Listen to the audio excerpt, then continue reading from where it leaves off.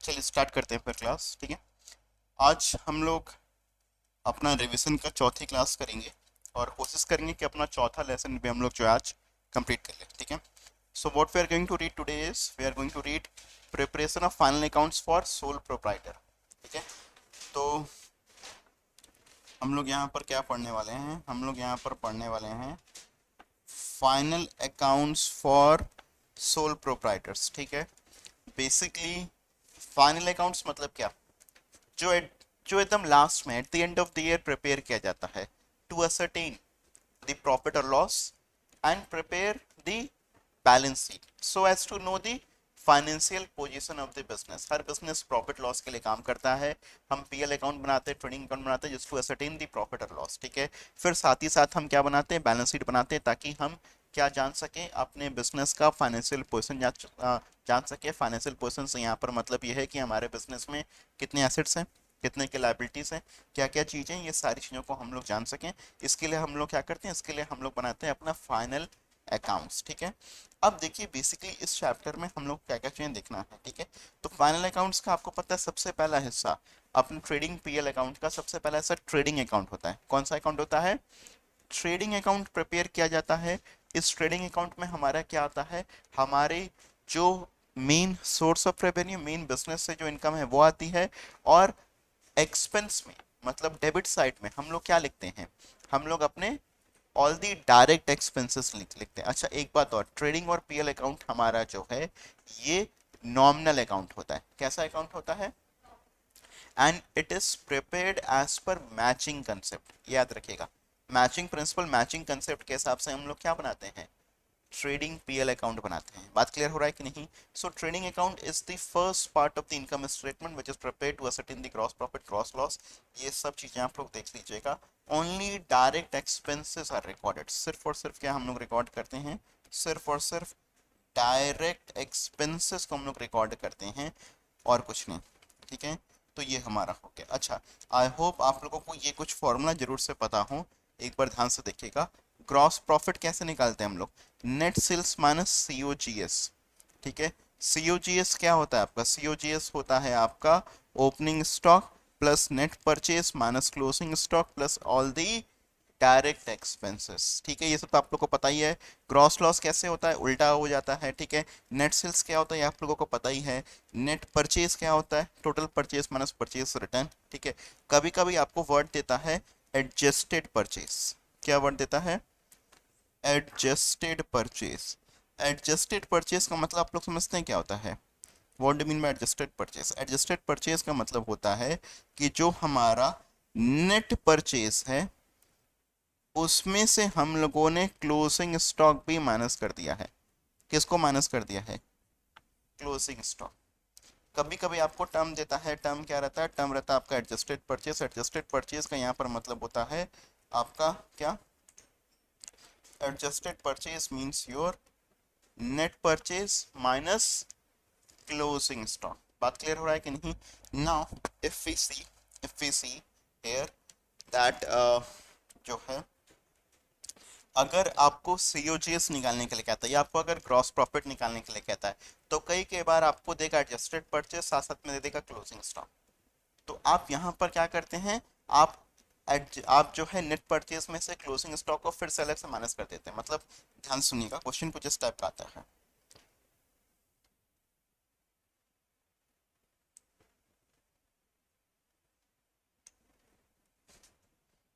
Find COGS,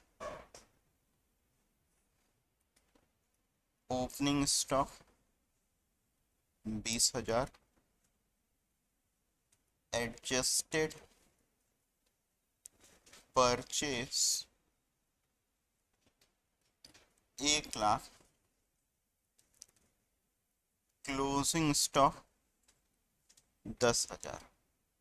तो बताओ COGS कितना होगा, बताओ सीओजीएस कितना होगा।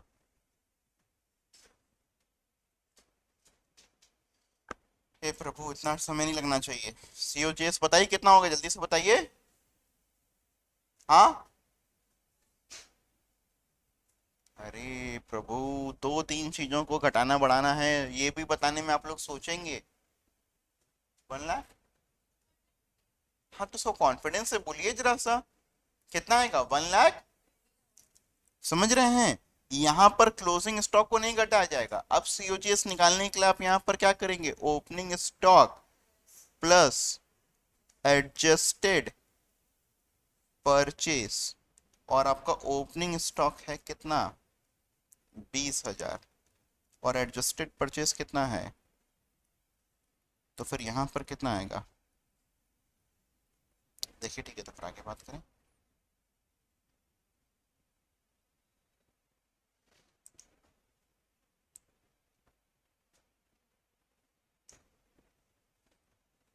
ठीक है। अच्छा, ये ट्रेडिंग अकाउंट का देखिए, हमको फॉर्मेट भी यहाँ पर दिया हुआ है ट्रेडिंग अकाउंट का। ठीक है, तो ये trading account for the year ending, यहाँ पर आपका सेल्स दिया हुआ है, इसमें आपका सेल्स रिटर्न घट जाता है, नेट सेल्स आ जाता है, क्लोजिंग स्टॉक राइट साइड में। मेरे को लगता है ये फॉर्मेट मेरे को बताने की जरूरत होनी तो नहीं चाहिए। ठीक है, नॉमिनल अकाउंट है तो फिर देखो, डेबिट साइड इधर आया, क्रेडिट साइड इधर आया, मतलब डेबिट साइड लेफ्ट साइड में और क्रेडिट साइड, डेबिट में क्या आएगा? एक्सपेंसेस, क्रेडिट में क्या आएगा? इनकम्स। ठीक है, this is trading account for the year ended so and so, for the year ended, for the year, इसको फॉर द ईयर बनाते हैं क्योंकि ये क्या होता है? पूरे साल भर का। इसमें क्या होता है? पूरे साल भर में आपने जितना सेल्स किया उसका फिगर होता है, ना कि किसी एक पर्टिकुलर दिन में आपकी जो सेल्स है वो बताता है। इसमें क्या बताता है? पूरे साल भर की सेल्स हमारी एडेड होती है। राइट, क्लियर है फंडा? आगे भागे आगे आए। ठीक है, फिर नेक्स्ट है हमारे लिए profit loss. Profit loss account जो हम लोग बनाते हैं उसमें से हम लोग क्या करते हैं? ग्रॉस प्रॉफिट में से हम लोग बाकी अपने इनडायरेक्ट एक्सपेंसेस को माइनस कर देते हैं, कोई और हमारा रेवेन्यू होता है इनडायरेक्ट तो फिर उसको ऐड कर देते हैं। ठीक है, ध्यान रखिएगा इस बात को, इसमें कुछ सिखाने लायक नहीं है बहुत ज़्यादा। इसमें एक चीज़ आपको बस ध्यान होना चाहिए, क्या? एप्लीकेशन ऑफ कंसेप्ट ऑफ कौन सा? Matching principal. यही सब सवाल आप लोगों से देखिए पूछेगा। समझ में आ रहा है? इसका डिफरेंस, इसका फॉर्मेट आप लोग खुद से देख लीजिएगा। आइए इसका फिल इन द ब्लैंक्स करते हैं। आइए इसका फिल इन द ब्लैंक्स करते हैं। ठीक है, क्या इस फिल इन द ब्लैंक्स को मुझे फिल करना है? नहीं, आप लोगों को। तो जवाब जल्दी जल्दी जल्दी दीजिएगा। ट्रेडिंग अकाउंट्स रिवील्स, चलो प्रॉफिट लॉस अकाउंट रिवील्स। ठीक है, expenses appear on the, provision for bad डेब्ट अकाउंट सोर्स, ना हड़बड़ाइए नहीं, प्रोविजन फॉर बैड डेब्ट अकाउंट सोर्स कैसा बैलेंस? Credit balance. प्रोविजन हमेशा ही कैसा बैलेंस शो करता है आपका? समझ में आ रहा है कि नहीं?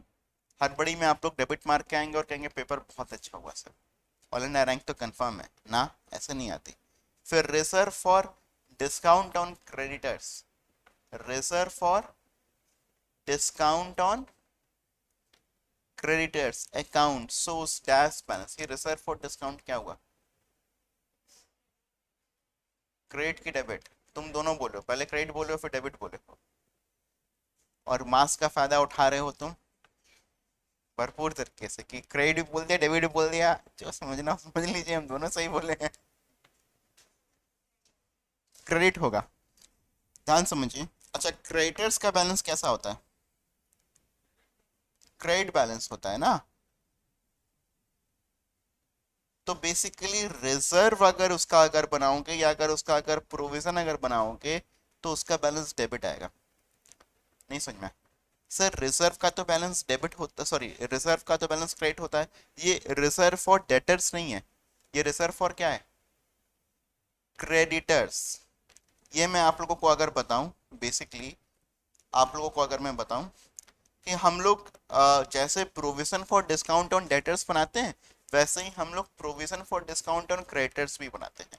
तो provision for discount on debtors अगर आपने अगर बनाया है, या provision for bad and doubtful debt, जो भी ले लो, जो भी ले लो, उन सब का बैलेंस आपका कौन सा आता है? क्रेडिट बैलेंस आता है। तो ऑब्वियस सी बात है कि अगर यह प्रोविजन फॉर डिस्काउंट या reserve for discount on creditors अगर आपने अगर बनाया, तो उसका कौन सा बैलेंस आएगा? उसका आपका जो बैलेंस है, ये आपका डेबिट बैलेंस रहेगा। कैसा बैलेंस रहेगा? डेबिट। समझ में आ रहा है कि नहीं? तो reserve for discount and credit account shows debit balance. समझ में आ रहा है? ठीक है। Carriage inward appears in dash account, trading account, whereas carriage outward appears in PL. अच्छा, एक बात ये बताओ, कैरेज इनवर्ड हमारे लिए एक्सपेंस है, तो कैरेज आउटवर्ड हमारे लिए क्या है? कैरेज इनवर्ड एक्सपेंस है, बोलो। Very good, excellent. वो खेल खेला है चिड़िया उड़? खेल खेला है चिड़िया उड़ मैना उड़? उसमें कुछ भी नहीं उड़ा देते हैं। तो ऐसा नहीं कि एक का अगर आंसर अगर एक्सपेंस है तो दूसरे का आंसर इनकम ही होगा। चाहे कैरेज इनवर्ड हो चाहे कैरेज आउटवर्ड हो, ध्यान से समझो, दोनों ही क्या है? दोनों ही एक्सपेंस है। कैरियज इनवर्ड हमारा डायरेक्ट एक्सपेंस है। कैसा एक्सपेंस है? और कैरेज आउटवर्ड कैसा एक्सपेंस है? इनडायरेक्ट। कैरेज इनवर्ड कहां पर आता है? Trading account. समझ में आ रहा है? और कैरेज आउटवर्ड कहां पर आता है? PL account. समझ में आ रहा है?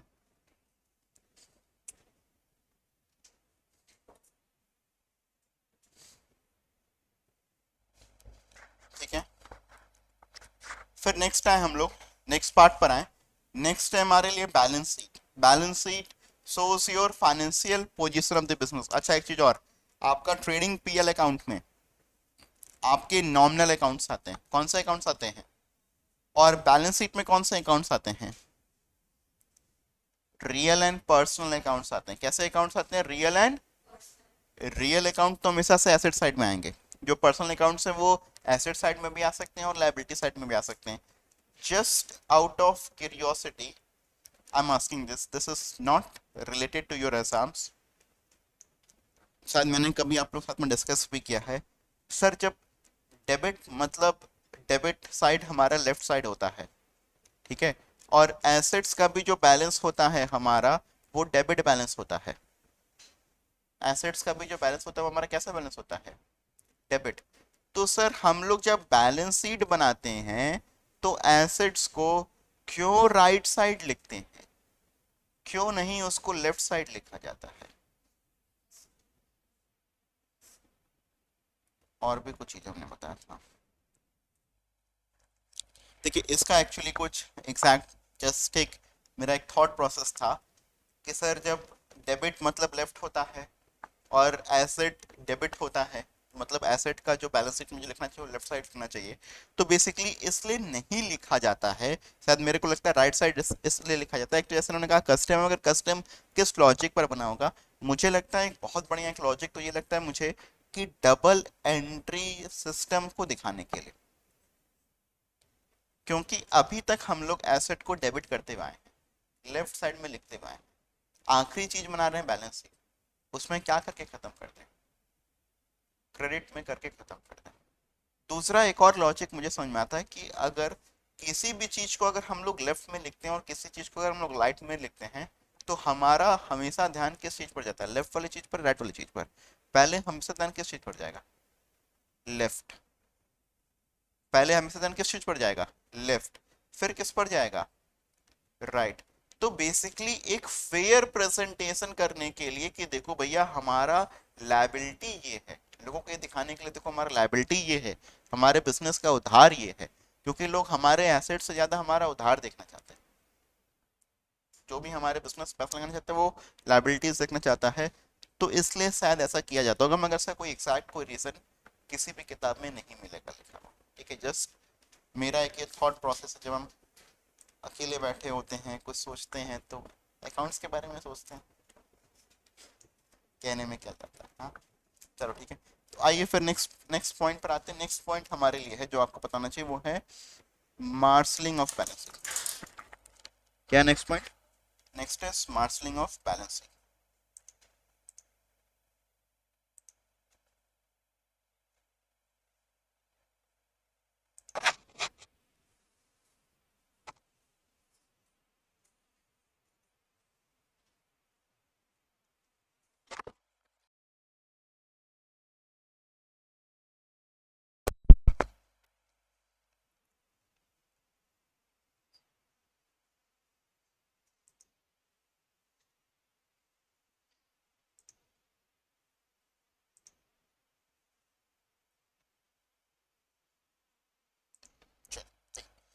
नेक्स्ट पॉइंट हमारा क्या है, नेक्स्ट पॉइंट है मार्शलिंग ऑफ बैलेंस शीट।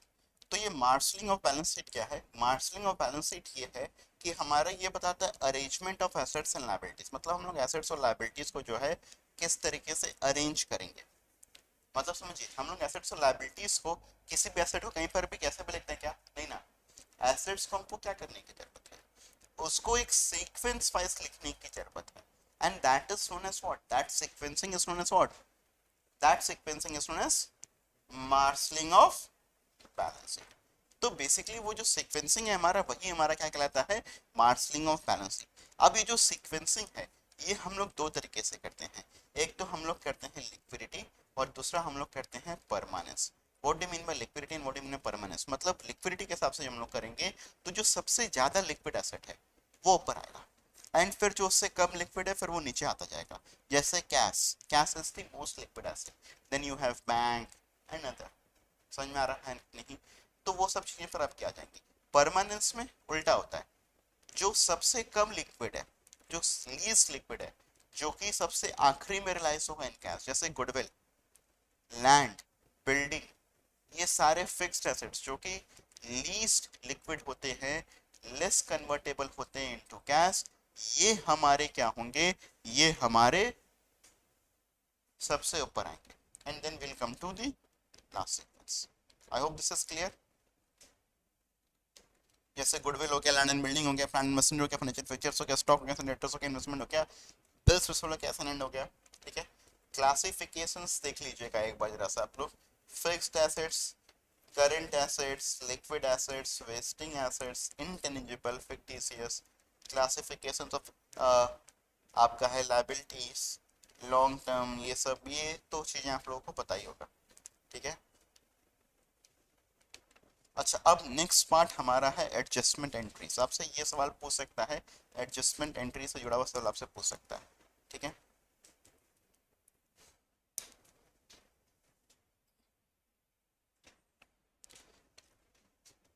अच्छा कोई भी चीज की एडजस्टमेंट एंट्री बेसिकली हम लोग जो है ट्रायल बैलेंस से पहले भी पास कर सकते हैं, ट्रायल बैलेंस के बाद भी पास कर सकते हैं। मतलब बेसिकली होता क्या है कि अगर आप चीज़ों को, अगर आपने ट्रायल बैलेंस के पहले अगर पास अगर कर दिया, देखिए ये फंडा एक्चुअली बहुत कम लोगों को पता रहता है।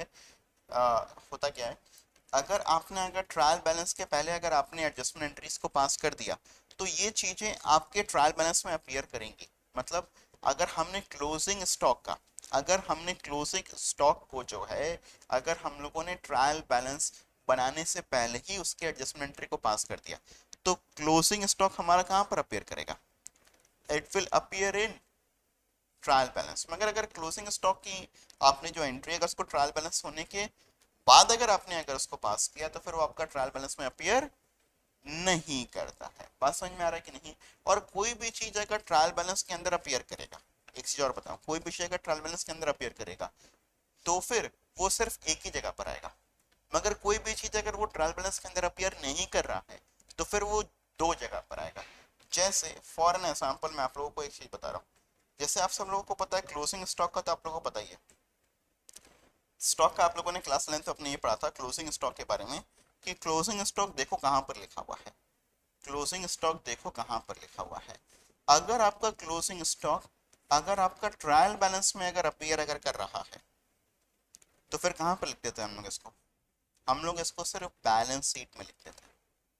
मगर अगर क्लोजिंग स्टॉक अगर आपका ट्रायल बैलेंस में अपीयर नहीं कर रहा है, अगर वो आपका एडजस्टमेंट्स में दिखाई दे रहा है, कहाँ पर दिखाई दे रहा है, एडजस्टमेंट्स में दिखाई दे रहा है, देन फिर वो आपका कहाँ पर आएगा, एक तो आपका ट्रेडिंग अकाउंट में आएगा और दूसरा कहाँ पर आएगा। मेरी बात समझ में आ रहा है कि नहीं। ऐसे ही सिमिलरली अगर हमारा आउटस्टैंडिंग एक्सपेंस है, एक एग्जांपल दे रहा हूँ ध्यान समझना, अगर आउटस्टैंडिंग एक्सपेंस है कई बार वो आपका ट्रायल बैलेंस में भी अपीयर करेगा। अगर वो ट्रायल बैलेंस में अपीयर कर रहा है तो आउटस्टैंडिंग एक्सपेंस सिर्फ एक जगह पर आएगा, पूछो कहाँ, बैलेंस शीट लायबिलिटी साइड, क्योंकि आउटस्टैंडिंग एक्सपेंसेस लायबिलिटी। बट अगर वो आपका ट्रायल बैलेंस में अपीयर नहीं करता है, एडजस्टमेंट में अपीयर करता है, तो फिर वो कहां पर आएगा, दो जगह। ट्रेडिंग पीएल में से आप उसको जो है एक्सपेंस में उसको ऐड करोगे, है ना, और क्या करोगे, एंड बैलेंस शीट में उसको लायबिलिटी साइड में दिखाओगे। अच्छा, जिस स्टूडेंट को एकदम भरपूर समझना हो, ठीक है, मतलब उसको जो नहीं कहता तुम्हें कंसेप्ट की कमी है, जिसको अपने कंसेप्ट की कमी को दूर करना है वो ध्यान से सुनेगा। देखो हुआ क्या, जब एडजस्टमेंट्स में दो जगह पर लिखा हम लोगों ने, कौन कौन सा, एक तो ट्रेडिंग पीएल में आपने जो है एक्सपेंस साइड में उसको ऐड कर दिया, मतलब एक तरीके से समझो उसका एडजस्टमेंट एंट्री आपने ट्रायल बैलेंस के पहले नहीं पास किया था, ट्रायल बैलेंस बनाने के बाद पास किया था, तो बेसिकली अभी उसका एंट्री पास ही नहीं हुआ है, उसका डुअल एक्सपेक्ट बचा हुआ है, उसका क्या बचा हुआ है, तो डुअल एक्सपेक्ट पूरा करने के लिए देखो हम लोगों ने क्या किया, उसको उस एक्सपेंस में ऐड कर दिया। एक्सपेंस में ऐड करने का मतलब समझते हो क्या, उसको एक तरीके से डेबिट कर दिया, और जब आपने उसको बैलेंस शीट के लायबिलिटी साइड में लिखा मतलब ऑटोमेटिकली आपने उसको क्या कर दिया, समझ में आ रहा है कि नहीं। तो ऐसे करके हमारी एडजस्टमेंट एंट्रीज वर्क करती हैं if they are passed after trial balance. खैर we have to not focus on this concept, हमको सिर्फ और सिर्फ एडजस्टमेंट एंट्रीज पर फोकस करना है, हमको सिर्फ और सिर्फ एडजस्टमेंट एंट्रीज सीखना है, पता होनी चाहिए, आपसे पूछ सकता है, ठीक है। तो ध्यान दीजिएगा, क्लोजिंग स्टॉक की आपकी दो टाइप की एडजस्टमेंट एंट्रीज हो सकती है। एक आपका हो सकता है closing stock account debit to trading account, directly trading में डाल सकते हैं। ये पता है, ये हम लोग नॉर्मली एंट्री एंट्री हम लोग कब करते हैं, ये हम लोग करते हैं आफ्टर ट्रायल बैलेंस, और ये वाली एंट्री हम लोग करते हैं बिफोर ट्रायल बैलेंस। इसमें क्या है, हमने इसको परचेस अकाउंट से इसको क्रेडिट कर दिया, समझ में आ रहा है कि नहीं। इसी केस में आप यहाँ पर टर्म यूज करते हो एडजस्टेड परचेस, जो मैंने अभी आप लोगों को एडजस्टेड परचेस टर्म यूज करके बताया था ना, वो कौन से केस में आपका यूज होता है, इस वाले केस में। I hope this is clear to you, समझ में आ रहा है सबको बात, ठीक है। फिर एक्यूड या आउटस्टैंडिंग एक्सपेंस, सिंपल सी बात है भैया, एक्सपेंस को बढ़ाना है तो एक्सपेंस को डेबिट, और आपको लायबिलिटी को यहाँ पर क्रेडिट करना पड़ेगा, तो फिर एंट्री हो जाएगी expense account debit to outstanding या एक्यूड एक्सपेंस अकाउंट।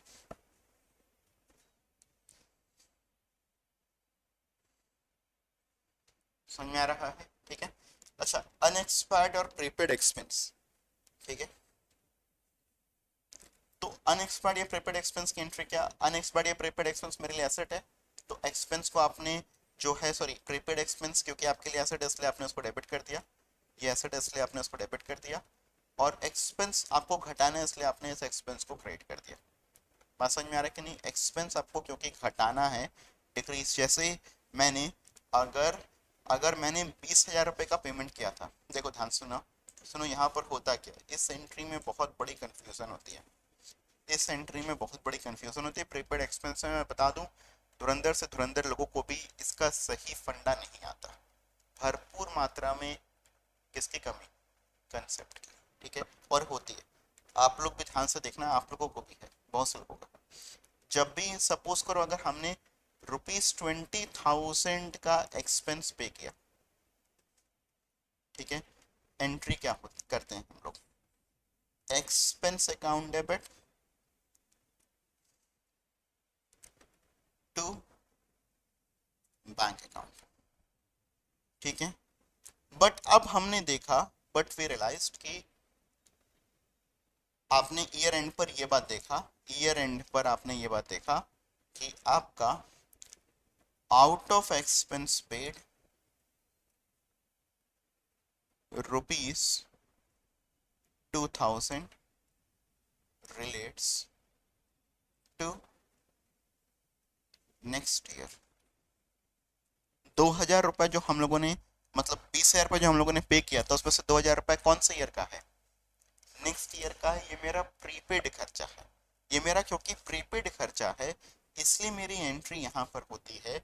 अब देखो मैंने एक्सपेंस को तो 20,000 रुपये डेबिट कर दिया है, मेरा खर्चा था कितना, 18, तो इस एक्सपेंस को घटाना पड़ेगा, तो अब एक मेरा एसेट आ गया यहाँ पर, prepaid expense account debit to account amount. कोई डाउट, एक डाउट आता है, आप लोग अगर अपनी 11th किताब उठाकर देखोगे तो उसमें कभी कभी प्रीपेड एक्सपेंस के लिए ये वाली एंट्री पास करता है, और कभी कभी प्रीपेड एक्सपेंस के लिए ऐसी एंट्री पास करता है। Prepaid expense account debit to cash account या बैंक अकाउंट। कितने लोगों को ये याद है? कितने लोगों को कभी ये कंफ्यूजन हुआ था? कभी ये एंट्री पास करता है और कभी ये एंट्री पास करता है। कितने लोगों को ये कंफ्यूजन हुआ है? हाथ उठाओ। हुआ है? और जितने लोगों को हुआ है उतने लोगों ने पढ़ाई किया है 11th में। जिसको नहीं हुआ उसने कोई पढ़ाई नहीं किया। देखिए, कंफ्यूजन होने के लिए एक जरूरी चीज है, पूछे क्या? पढ़ना जरूरी है। जब पढ़ेंगे तभी ना कंफ्यूजन होगा, जब नहीं कुछ करेंगे तो फिर कोई कंफ्यूजन ही नहीं है जीवन में। रिलैक्स्ड है। कई जगहों पर मैं आप लोग को बताऊं, अपनी 11th किताब उड़ा करके देखिएगा, कई जगहों पर prepaid expense to expense entry लिखा होता है और कई जगहों पर prepaid expense to cash account लिखा होता है। आप लोग बताओगे ये एंट्री कब लिखा हुआ होता है? Prepaid expense account debit to cash account. अब आपको यहाँ पर ट्रांजेक्शन में देगा, आपको यहाँ पर ट्रांजेक्शन में देगा प्रीपेड एक्सपेंस या एक्सपेंस ऑफ ₹2000 प्रीपेड, ऐसे लिखा, expense of rupees, prepaid expense of ₹2000 paid. या इसको बेटर अगर हम कहें तो एडवांस सैलरी ऑफ ₹2000 पेड। ठीक है, तो यहां पर ये वाली एंट्री पास होगी। इसका मतलब है अभी हम लोगों ने पे किया है, ध्यान से समझना। इसका मतलब क्या हुआ? हम लोगों ने अभी पे किया है। जबकि ऐसा कुछ लिखता है, out of the salary paid ₹2000 is prepaid, मतलब सैलरी पहले पे हो चुका है और सैलरी पे होने की एंट्री पहले ही पास हो चुकी है।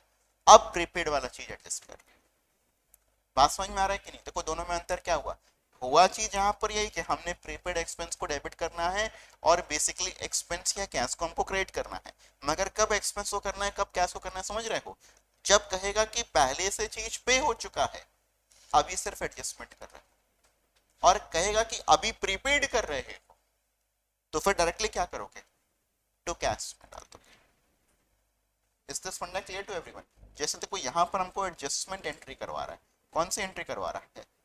मतलब यहाँ पर पहले से पे हो चुका है, सिर्फ अभी क्या करवा रहा है?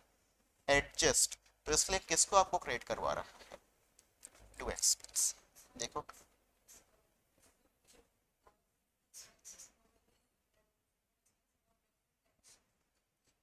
यू कैन समवॉट से नोइंगली हम कहते, मतलब ऐसे इससे थोड़ा सा एक, जैसे इनका कहने का मतलब ये कि अगर हम अभी तुरंत पे कर रहे हैं, या हम उसको भी रिकॉर्डिंग के समय इस बात को जानते हैं कि नहीं ये मेरा प्रीपेड है, मैंने 2000 रुपये किसी को प्रीपेड किया, तो फिर वो अब हमारे लिए क्या हो जाएगा? बेसिकली प्रीपेड, हम उसको फिर प्रीपेड बोल करके लिखेंगे। ठीक है, एक्यूड में हमारी इनकम जो है क्या है? एक्यूड इनकम समझते हैं आप लोग? Income due but not receive. तो एक्यूड या outstanding income account debit to income account. Simple है अपना। एक्यूड या आउटस्टैंडिंग वर्ड भी कभी कभी यूज करते हैं। तो एक्यूड इनकम अकाउंट डेबिट क्यों कर रहे हैं? क्योंकि एसेट है, इनकम को फिर हम लोगों ने क्रेडिट कर दिया। अनअर्न्ड इनकम या इनकम रिसीव्ड इन एडवांस, हमको एडवांस में इनकम मिल गया तो फिर income account debit to income received in advance account. I hope this is clear to everyone. Next फंडा पर आए हम लोग। डेप्रिसिएशन की भी एंट्री आप लोगों को आती है। ठीक है, क्या होती है? Depreciation account debit to fixed assets account. ये सब एंट्रीज देख लीजिएगा। अच्छा, फिर इसके बाद में हम लोग अच्छा, डेप्रिसिएशन की एंट्री हम लोग क्यों डिस्कस करें? कल तो हम लोगों ने पढ़ाई है। ठीक है, बैड डेब्ट्स की एंट्री होती है। Bad debts account debit to sundry debtors account. Provision for bad debts की एंट्री, अगर मैं किसी बच्चे से अगर ढंग से अगर पूछ लूंगा तो ऑलमोस्ट सारे ही स्टूडेंट्स जो है उसका जवाब गलत देने वाले। ठीक है, जब भी हम लोग provision for bad debts maintain करते हैं, एक सवाल, जब भी हम लोग provision for bad debts maintain करते हैं, what is the entry for bad debts? Bad debts के लिए क्या एंट्री होती है? बोलो, पीछे से आवाज आ रही है, बताओ। बैड डेब्ट्स टू, तुम लोग इंटेलिजेंट हो, तुम लोग सही जगह पर आए इसलिए सब जानते हो। मगर आमतौर पर पता है स्टूडेंट्स क्या कहते हैं? Provision for bad debts to debtor या provision for bad debts to bad debts. मतलब वो ऐसी ऐसी वाहियात एंट्री बताते हैं कि बताने को नहीं। समझ में आ रहा है कि नहीं? बैड डेट्स की एंट्री क्या होती है? Bad debts account debit to ठीक है। अच्छा ध्यान समझिएगा, यहाँ पर अब हम लोग क्या करते हैं, तो बैड डेट्स की एंट्री हो गया, क्योंकि हम यहाँ पर प्रोविजन मेंटेन करते हैं। तो हम जब प्रोविजन को जब बनाते हैं, when provision for bad dates is created, जब हम लोगों ने प्रोविजन फॉर बैड डेट्स को क्रिएट किया है, तो फिर हमारी एंट्री होती है क्या, एंट्री होती है इसमें PL account debit to provision for bad debts account. ठीक है, ये क्रिएट करने के टाइम की एंट्री होती है। ये बैड डेप्ट फिर आपका आता है, पहला एंट्री यही होता है, व्हेन प्रोविजन फॉर बैड डेप्ट इज क्रिएटेड, फिर बैड डेप्ट्स, उसमें से बैड डेप्ट्स हुआ, फिर तीसरा चीज आप क्या करोगे, आप बैड डेप्ट्स को फिर राइट ऑफ करते हो।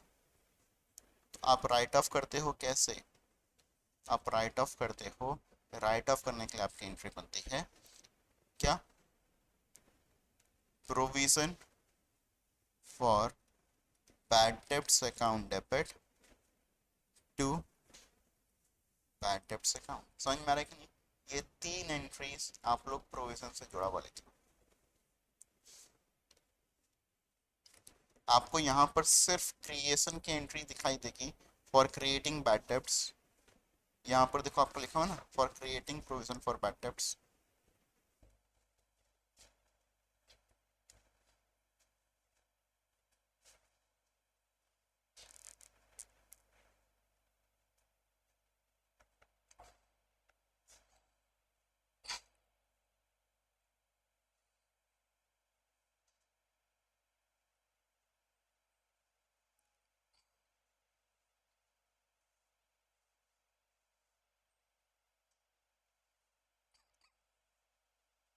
ठीक है, क्लियर है। अच्छा ध्यान सुनिएगा, यहाँ पर आता है एक सवाल और आता है, एक सवाल और आता है, शायद अभी आप लोग को दिया हुआ ये नहीं, बट एक सवाल और है आपका, क्या, what is the amount of provision to be created, what is the amount of provision for bad debts to be created। एक सवाल ये भी आता है हमसे कि find the amount of provision for bad debts to be created. तो ये कैसे करके आप लोग निकालते हैं, ध्यान समझिएगा। इसका आपका फंडा होता है opening provision,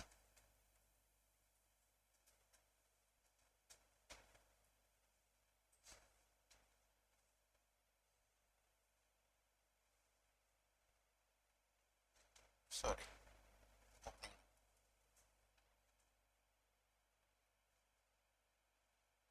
closing provision, add करते हैं इसमें हम लोग बैड डेब्ट्स, कभी कभी आपको देता है फर्दर बैड डेब्ट्स, माइनस कर देते हैं हम लोग ओपनिंग प्रोविजन, ये होता है amount of provision to be created. समझ रहे हैं।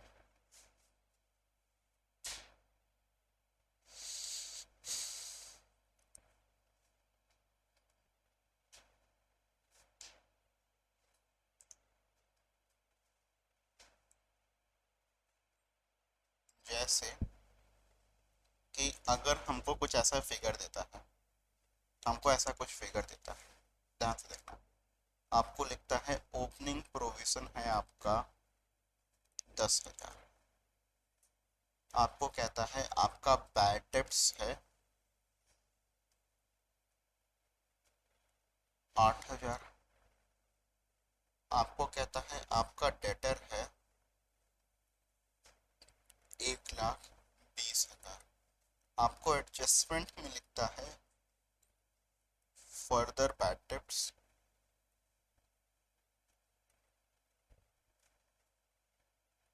4,000, ये है provision to be created at the rate 15% on debtors. बहुत ध्यान से यहाँ पर बात को समझिएगा। दो एडजस्टमेंट्स मेरे को लिखा है, एक लिखा है फर्दर बैड डेब्ट्स और दूसरा लिखा है प्रोविजन फॉर बैड डेब्ट्स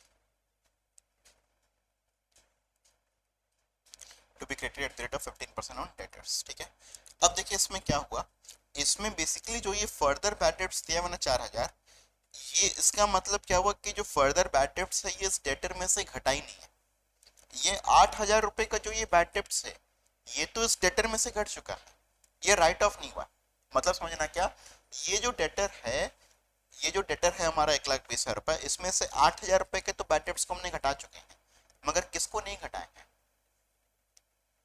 4,000 रुपए के फर्दर बैड डेब्ट्स को हम लोग नहीं घटाए हैं। समझ में आ रहा है कि नहीं? तो अब हम क्या करेंगे, हम सबसे पहले इस 1,20,000 में से इस 4,000 रुपए के बैड डेब्ट्स को घटा देंगे। अब हमारा कितना बैड डेट्स बच गया, सर कितना डेटर बच गया, 1,16,000। अब हम 1,16,000 का 15% हमारा ये आ जाएगा closing provision for bad debt. आप लोग मेरी बात समझ रहे हो कि नहीं? सॉल्यूशन समझना क्या, हमारा यहाँ पर closing provision for bad dates कितना होगा, ध्यान समझो, 1,16,000 का 15% कितना, 400। ठीक है, इसमें ऐड करोगे आपका बैड डेब्ट्स, कितना आ रहा है बैड डेब्ट्स, 8,000, और इसमें ऐड कर देना आप फर्दर बैड डेब्ट्स,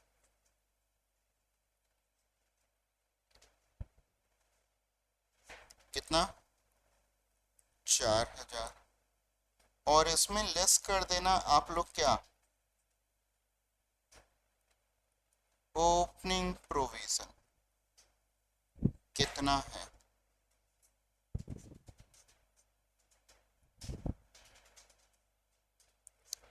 कितना, this is provision to be created.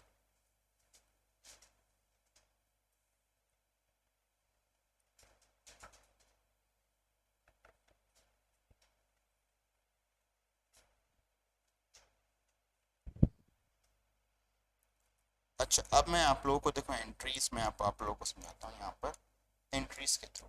ये किसी को नोट करना हो तो फिर कर लिया।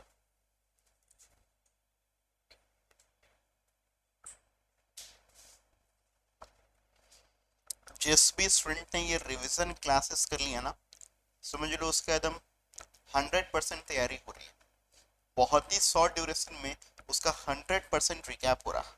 Although it can not replace a full fled classes, but I am quite sure कि उसकी तैयारियां पूरी तरीके से एक बार ब्रशअप हो जाएंगी। समझ में आ रहा है? ये मेरा एकदम 100% आप लोगों से प्रॉमिस है, और आप लोग देख भी रहोगे हम लोग कोई छोटी सी भी बात जो है अपने मॉड्यूल के छोड़ नहीं रहे। ठीक है, तो जो भी ये क्लासेस कर रहा है अटेंटिवली, उसके लिए बहुत अच्छा रहेगा, रिजल्ट रिफ्लेक्ट करता है ये सब छोटी छोटी सी चीजों पर।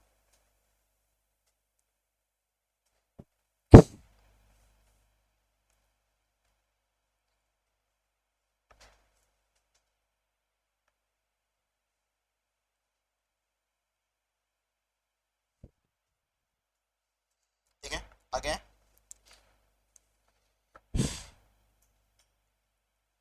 जन एंट्रीज देखिए क्या क्या हम लोग करते हैं। जैसे देखो बैड डेब्ट्स की एंट्री हो चुकी है, हमको सिर्फ एंट्री फर्दर बैड डेब्ट्स के पास करनी, किसके पास करनी है एंट्री, फर्दर बैड डेब्ट्स की। तो फर्दर बैड डेब्ट्स की एंट्री होगी bad debts account debit to debtor account, कितना, फिर अगला फर्दर बैड डेब्ट्स हो गया, फिर अब राइटिंग ऑफ बैड डेब्ट्स है ना, इसको आप प्रोविजन से राइट ऑफ करोगे तो फिर एंट्री होगी क्या, provision for bad debts account debit to bad debts account. अब देखो ये कितना राइट ऑफ करोगे, 8 पहले का वो भी प्रोविजन से राइट ऑफ नहीं हुआ और 4 ये वाला, तो टोटल कितना आ गया आपका 12। ठीक है, और अब तीसरा एंट्री आएगा आपका फॉर क्रिएटिंग प्रोविजन। क्रिएट करने के लिए आपकी एंट्री होगी क्या, पीएल अकाउंट डेबिट टू कितना है 17,000, कितना है, हाँ 19,400 था। चलो होपफुली ये सब चीजें आप लोगों को समझ आ गई।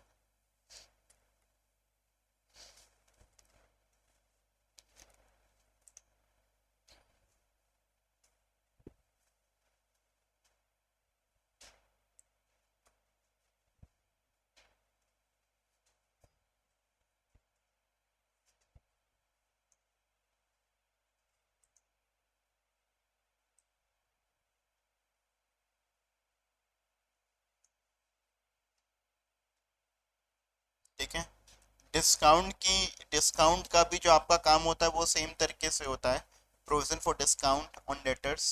इसकी जनरल एंट्रीज तो सेम होती है बेसिकली। यहाँ पर आपका सिर्फ बैड डेब्ट्स की जगह पर क्या चीज रिप्लेस हो जाएगा, replace discount with bad debts, है ना।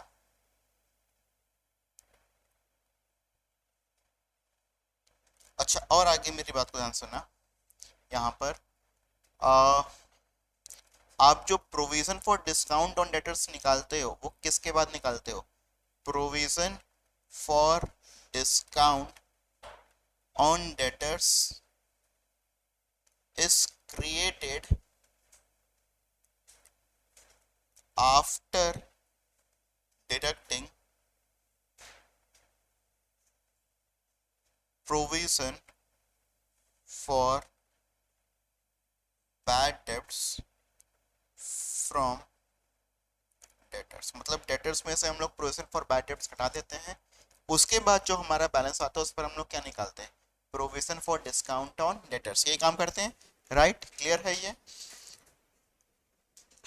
रिजर्व देखो आप लोग जैसे कह रहे थे ना, रिजर्व के बैलेंस में भी कंफ्यूजन हो रहा था ना, डेबिट है या क्रेडिट है।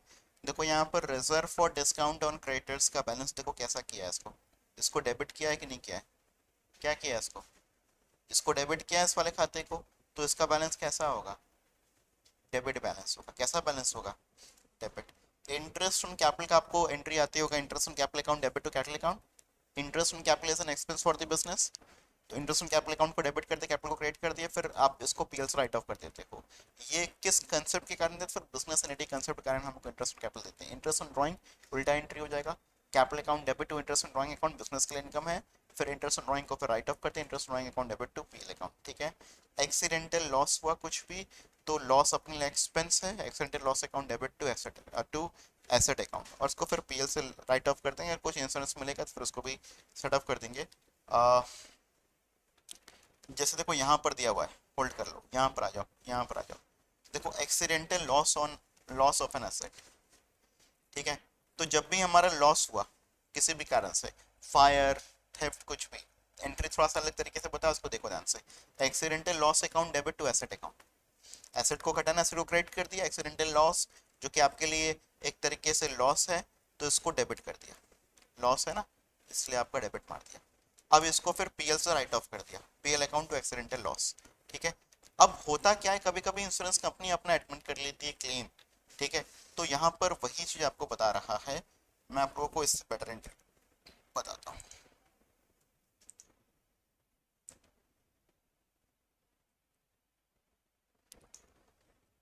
एक एग्जाम्पल के थ्रू मैं आप लोगों को बताता हूँ। सपोज करो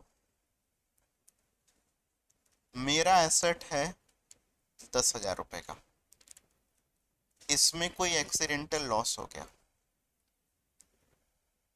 ठीक है, और इंश्योरेंस कंपनी मेरे को देती है पहला केस 6,000 रुपये, दूसरा केस 12,000 रुपये। इसकी जर्नल एंट्रीज क्या होंगी ये ध्यान से देखना। तो एसेट का मेरा लॉस हुआ, एंट्री होगी मेरी accidental loss account debit to assets account 10,000 10,000, ठीक है। फिर यहाँ पर होगा हमारा, अब देखो इंश्योरेंस कंपनी हमको 6,000 रुपये दे रही है, तो यहाँ पर आ जाएगा इंश्योरेंस कंपनी अकाउंट डेबिट, ये फर्स्ट वाला केस है हमारा, ठीक है।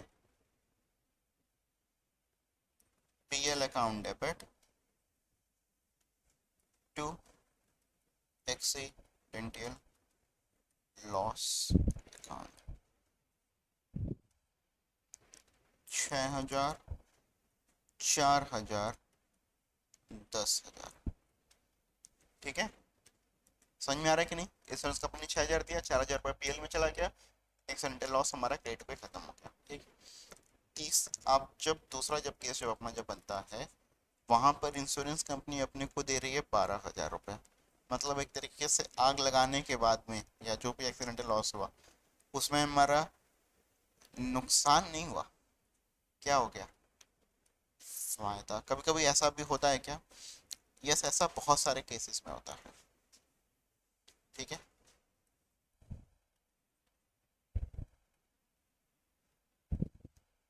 आप लोग मोटा मोटी तौर पर इस एंट्रीज को नोट कर लीजिए, इसको समझ लीजिए।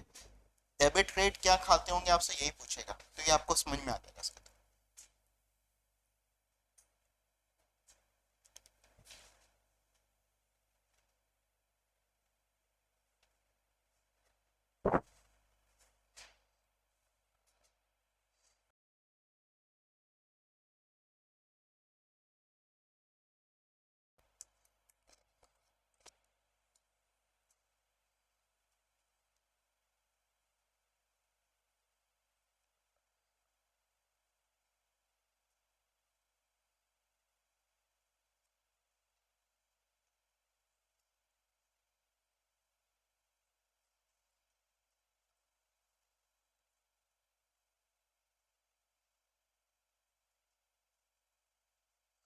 ठीक है,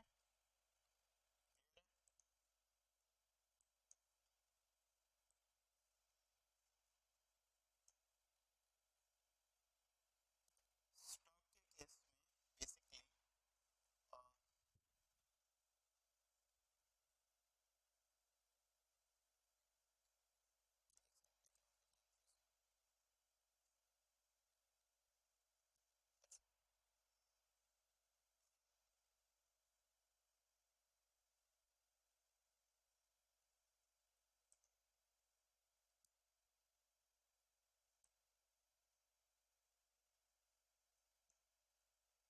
स्टॉक के केस में अगर ये स्टॉक में अगर लॉस होता है तो प्रत्येक क्या एंट्री होनी चाहिए?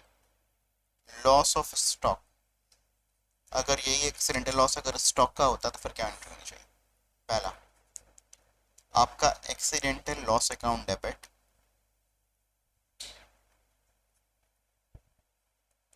To purchase account. समझ में आ रहा है?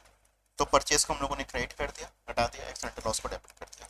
फिर अब अगर वही if claim is not admitted by insurance company, अगर इंश्योरेंस कंपनी अगर हमारा क्लेम एडमिट नहीं करती, हमारा कोई इंश्योरेंस क्लेम है ही नहीं है, इंश्योरेंस है ही नहीं, तब तो सिंपल सी एंट्री हो जाएगी PL account debit to accidental loss account.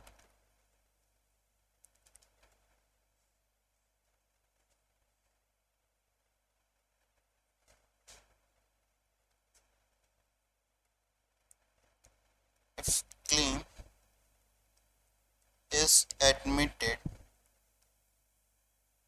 by insurance company, ठीक है। और यहाँ पर आपको प्रॉफिट होता है या इन केस ऑफ लॉस, मतलब मैंने आप लोग को ये तभी बताया ही है। इन केस ऑफ लॉस मैं लिख देता हूँ यहाँ पर, और एक केस और मैं बनाता हूँ इन केस ऑफ प्रॉफिट,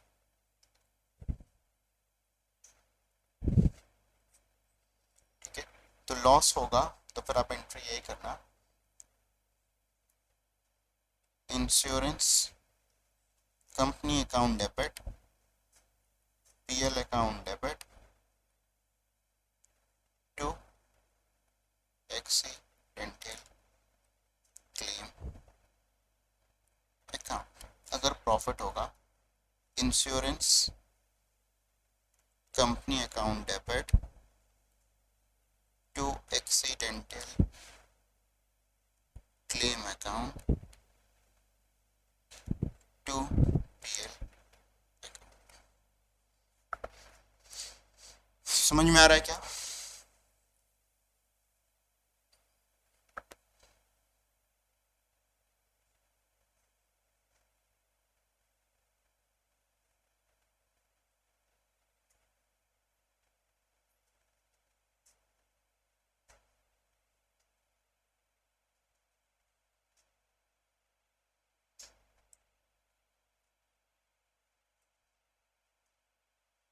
अब एकदम क्लियर है तो फिर आगे बढ़ें।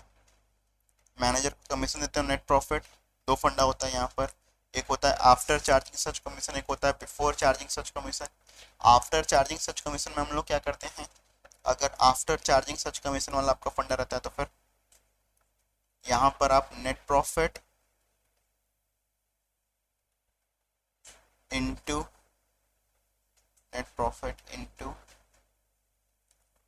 रेट अपॉन 100 प्लस रेट करते हैं, और जहाँ बिफोर वाला रहता है वहाँ पर आप करते हैं नेट प्रॉफिट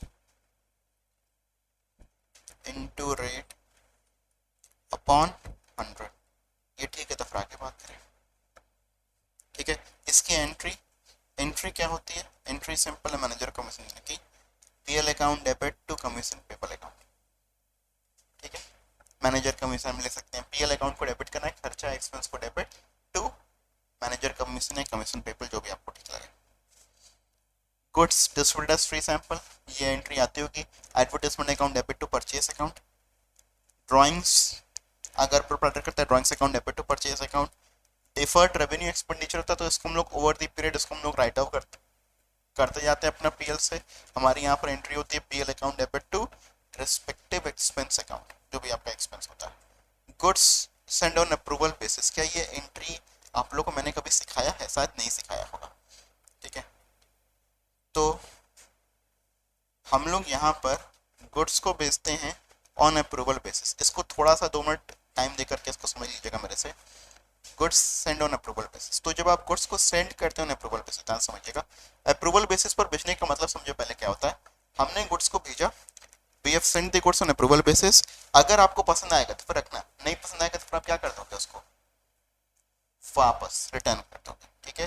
तो when goods are send on approval basis, when goods are send on approval basis, जब गुड्स हम लोग सेंड करते हैं, when goods are send on approval basis,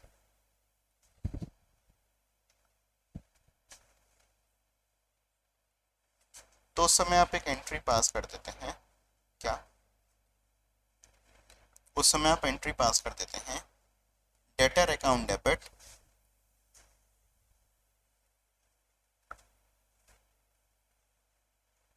to sales account, ठीक है।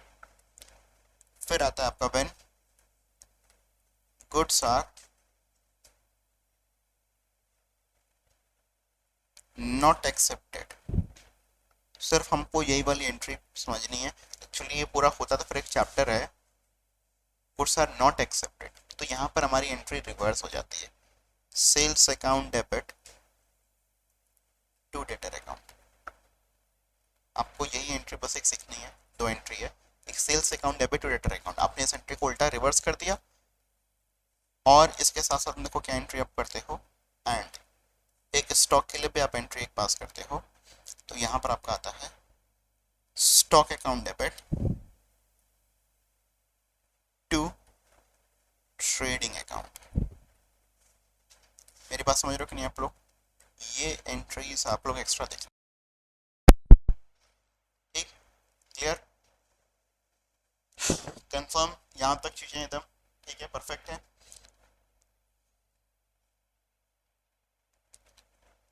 अगर गुड्स हम लोगों ने रिसीव कर लिया मगर बुक्स में रिकॉर्ड नहीं किया तो गुड्स रिसीव की एंट्री पास कर दो भैया, purchase account debit to supplier account. अगर सेल्स किया तो उसकी एंट्री नहीं किया तो फिर एंट्री उसकी कर दो, डेटेड टू सेल्स अकाउंट, ठीक है। सैलरी देना है प्रोप्राइटर को, एंट्री क्या होती है प्रोप्राइटर को सैलरी देने की? Salary to proprietor, salary to partner account debit, वो एक्सपेंस है ना, मतलब बिजनेस के लिए, तो salary to proprietor account debit to capital account, ठीक है। फिर इसी को फिर पीएल से राइट ऑफ कर दोगे तो PL account debit to salary to proprietor account. समझ में आ रहा है कि नहीं? रिजर्व क्रिएट करने की PL account debit to general reserve. Cash discount आप बुक्स में कैसे रिकॉर्ड करते हो आप लोग को पता होगा, ट्रेड डिस्काउंट बुक्स में आपका आता ही नहीं है। क्लोजिंग एंट्रीज कुछ कुछ आप लोगों को बता रहा है, वही क्लोजिंग एंट्रीज अभी हम लोगों ने देखा है। जैसे क्लोजिंग एंट्रीज हम लोग पास करते हैं, हाँ समझना, जो क्लोजिंग एंट्रीज हम लोग पास करते हैं ये हम लोग सिर्फ नॉमिनल अकाउंट से जुड़ी हुई चीजों के पास करते हैं। क्लोजिंग एंट्रीज किसकी पास करने की बात कर रहा है, देखो यहाँ पर ध्यान देना, क्लोजिंग एंट्रीज किसकी पास करोगे, मतलब जो आपका ट्रेडिंग पीएल में जाता है उसकी आप क्लोजिंग एंट्रीज पास करोगे। समझ में आ रहा है? वो ऊपर जो पास किया सर वो क्या था, वो एडजस्टमेंट एंट्रीज था, उसकी एंट्रीज हुआ नहीं था, एडजस्ट किया था आफ्टर ट्रायल बैलेंस। आफ्टर कब? ये क्लोजिंग एंट्रीज है, ये क्या है, बात समझ में आ रहा है कि नहीं? ये ट्रायल बैलेंस के बाद ही होता ही है, ठीक। तो देखो इसमें जैसे जितने भी नॉर्मल अकाउंट से सबके बैलेंसेस को हम लोग क्लोज करते हैं, तो जो भी हमारे एक्सपेंसेस रहेंगे उसके लिए आप क्या करोगे, एक्सपेंस का डेबिट बैलेंस चला हुआ आता है, उसको आपने फिर फाइनली आप क्रेडिट करके उसको क्लोज कर दिया। देखो स्टॉक, ये ओपनिंग स्टॉक की बात कर रहा है, purchase sales return carriage return और ट्रेडिंग को डेबिट कर दिया। फिर उल्टा काम किया आपने इनकम के साथ में, sales purchase return closing stock to trading account. एक बात मैं आप लोगों को बता दूं, क्लोजिंग स्टॉक हमारे लिए इनकम होता है एक्सपेंस होता है, क्या होता है? क्लोजिंग स्टॉक इनकम होता है एक्सपेंस होता है, क्या होता है? इनकम। क्या होता है क्लोजिंग स्टॉक? वही खेलने की जरूरत है क्या, चिड़िया हो। क्लोजिंग स्टॉक हमारे लिए एसेट होता है, क्या होता है क्लोजिंग स्टॉक सर? फिर ओपनिंग स्टॉक क्या होता है, लायबिलिटी। ओपनिंग स्टॉक एक्सपेंस होता है, क्या होता है ओपनिंग स्टॉक, और क्लोजिंग स्टॉक क्या होता है, एसेट। समझ में आ रहा है? तो क्लोजिंग स्टॉक क्या है हमारे लिए, एसेट है, और ओपनिंग स्टॉक क्या है हमारे लिए, एक्सपेंस। सर फिर इसको ट्रेडिंग के थ्रू क्यों क्लोज कर रहे हैं? एक्चुअली यहाँ पर जो बताया है ना, ये थोड़ा आपके इंस्टीट्यूट की गलतियां हैं या मेहरबानियां कह लीजिए, ये ना यहाँ पर क्लोजिंग स्टॉक होना ही नहीं चाहिए। क्लोजिंग स्टॉक का ऊपर ही हम लोग एडजस्टमेंट एंट्री पास तो कर तो चुके हैं, तो कितनी बार क्लोजिंग स्टॉक को बंद चालू करेंगे, क्लोजिंग स्टॉक भी परेशान है, इसको काट दीजिएगा। देखिए हमने इसका नामो निशान मिटा दिया, इतनी गलत बात लगी मुझे ना ये। हाँ तुम भी एकदम ऐसे ही कभी दिखाई ना दे जाए उसका, क्लोजिंग का सी भी नहीं दिखाई देना चाहिए। चलो अब देखो यहाँ पर ट्रेडिंग अकाउंट का जो प्रॉफिट होता है, अगर प्रॉफिट होगा तो फिर trading account debit to PL account, क्योंकि ट्रेडिंग का प्रॉफिट है, मतलब ट्रेडिंग का क्रेडिट बैलेंस है उसको डेबिट कर दिया और पीएल को क्रेडिट कर दिया। अगर लॉस होगा तो फ्रंट उल्टा कर दिया। समझ में आ रहा? अब पीएल अकाउंट में भी सेम फंडा, ठीक, ये देख लीजिए एक बार इन सब चीजों को।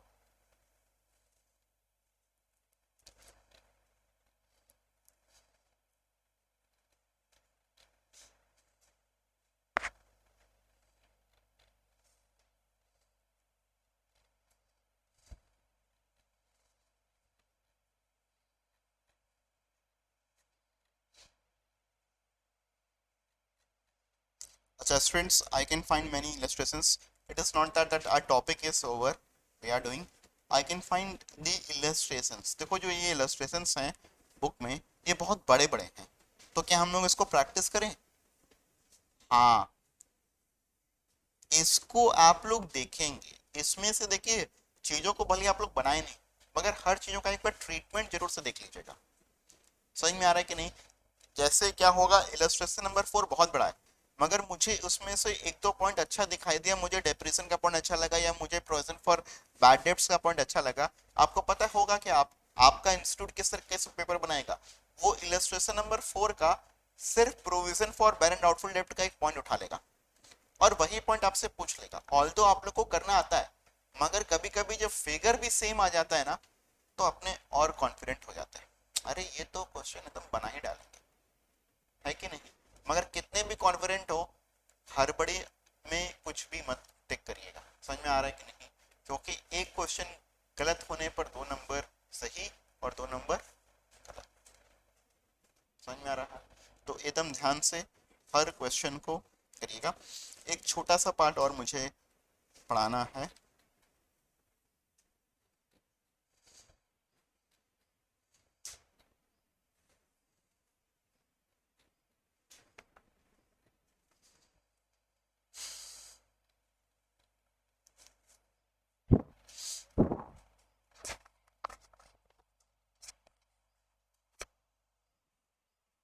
ठीक है, ये क्या है, ये हमारा मैन्युफैक्चरिंग अकाउंट। ठीक है, मैन्युफैक्चरिंग अकाउंट कौन लोग बनाते हैं, जो हमारे मैन्युफैक्चरिंग कंसर्न्स होते हैं।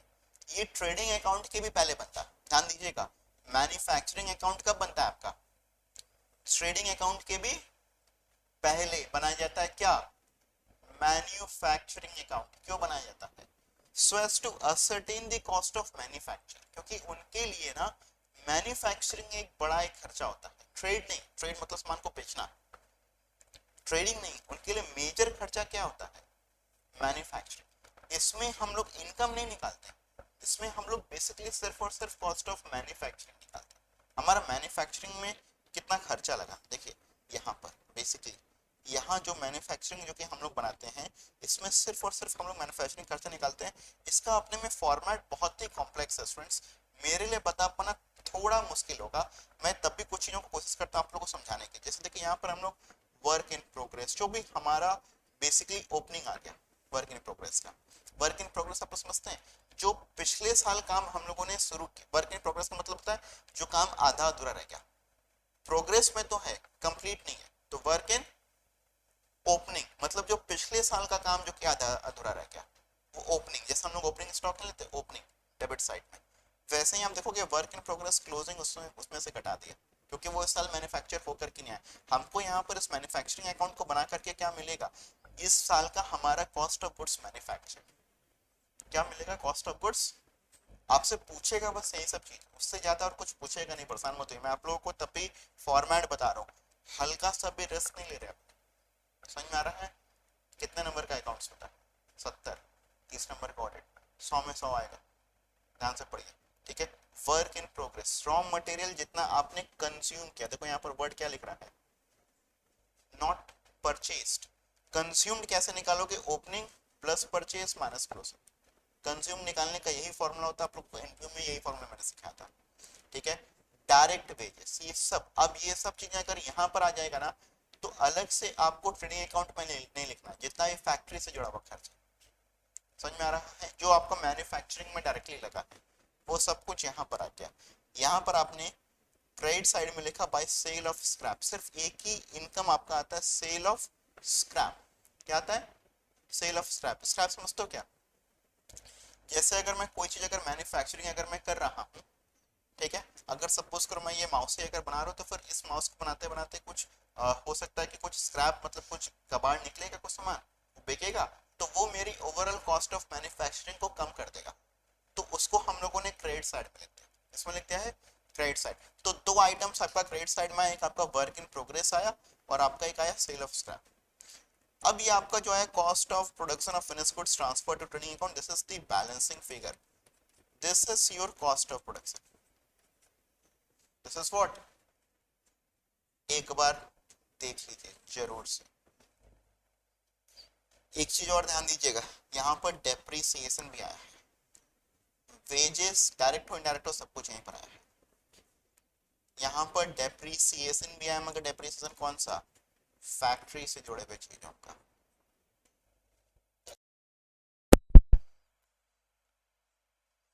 If any doubt students you can ask me, otherwise our first chapter is over. I can say you one thing once again, एक बार illustrations जरूर से देख लीजिएगा, although they are very lengthy, we have studied a lot. एक छोटा सा मेरे तरफ से और एक बार आप लोगों के लिए बहुत important point उसको ध्यान में रखिएगा.